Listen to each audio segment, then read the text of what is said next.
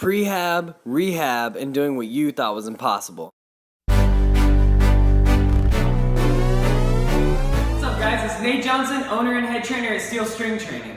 Today we're talking about shoulder stability, why it's important, and how you can get stable shoulders.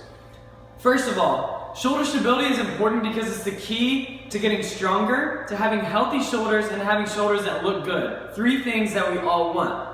Dr. John Rusin, a guy I follow on Instagram, been checking out his stuff for a while, he's a physical therapist, and he says that most people get injured. The shoulder injuries that he sees are typically caused by stability issues, not mobility issues, okay? Mobility meaning, they're tight, they can't get their shoulder up to a certain place. That's not what he's talking about. He said most people are injured, they have plenty of range of motion, they move great, but they're unstable when they're under load, okay? Or when they're playing their sport.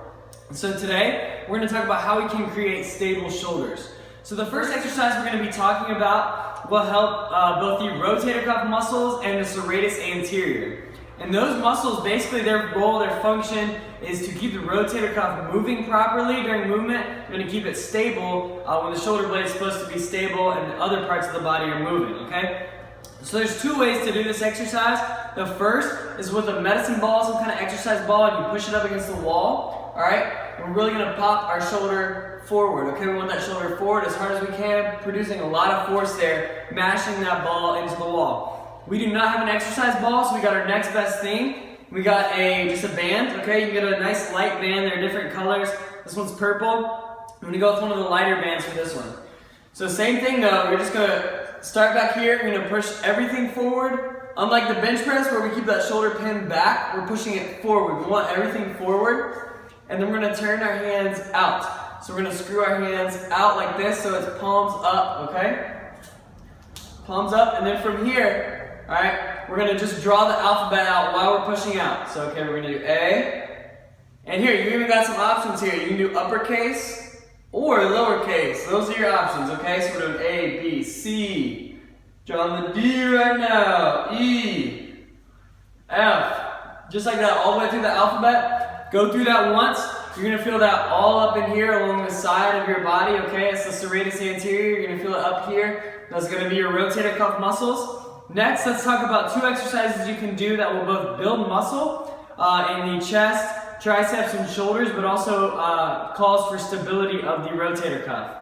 All right, so the next exercise we're gonna be doing is gonna be a push-up, but we're doing push-ups off the rings, okay? Doing push-ups off the floor does require some shoulder stability, but not a whole lot. Doing push-ups with the rings will really put a lot of demand on the rotator cuff and the other muscles around the shoulder blades just to keep things nice and stable. This is also a great exercise just to build up muscle and strengthen the chest, shoulders, and triceps. So it's an excellent assistance exercise after, say, a shoulder press or a bench press.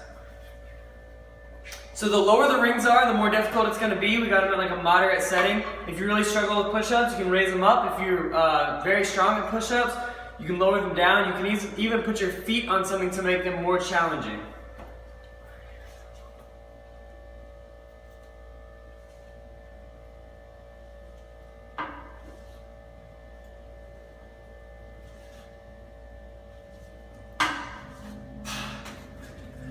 And you'll notice that at the top of the exercise, just like we did with that band, at the bottom we're starting here, but as you push up, you're gonna push that shoulder forward as far as you can. It's gonna really hit that serratus anterior. All right guys, so the last exercise in today's little workout video for shoulder stability is gonna be the floor press, all right? Now we're gonna use dumbbells to make this more challenging, all right?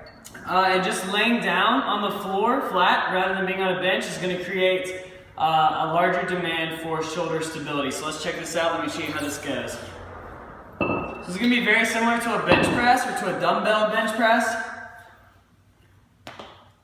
I'm going to curl the weight up. If the weight's too heavy, you can get a partner and I'll hand it to you. Control it down.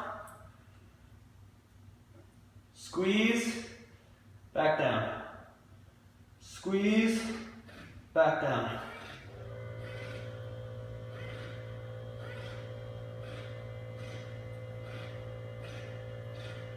Only thing to note is on this one, this is going to create a lot of demand for those rotator cuff muscles, which is what we want. One thing to note though, as you come down, just come down gently, nice and controlled. It's gonna put more tension across the muscle, cause more muscle growth, cause more strength, but it's also gonna protect your elbows because we don't wanna just slam those weights, our elbows down into the ground. We wanna be nice and controlled. Pause at the bottom, squeeze at the top. Nice and slow, pause at the bottom, squeeze at the top. If you hit these 3 exercises, start with a banded warm up like we did for the serratus anterior. Do your alphabet once or twice.